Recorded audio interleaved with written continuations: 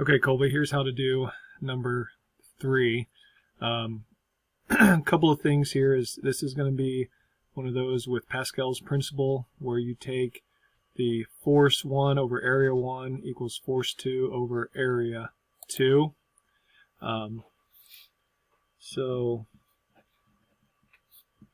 Oops, sorry, that should be a 1. Force 2 over area 2. The first force is going to be the mass of the car.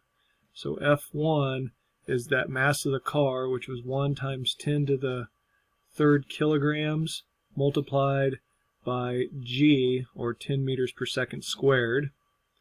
The other way, or the next part, is then to find the area of that, and it tells you it is a hydraulic lift that is 2 meters wide by 10 meters long, so you'd say 2 times 10, and that would give you 20 meters squared.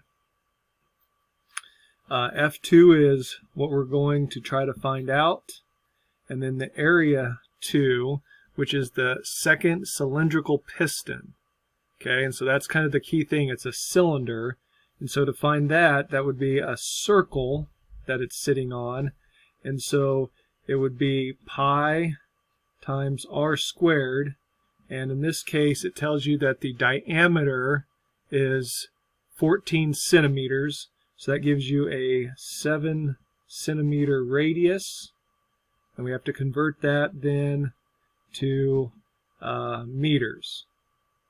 Okay, I'm going to stop there. If you still have questions, feel free to contact me again, and then all you're going to do is solve for F2.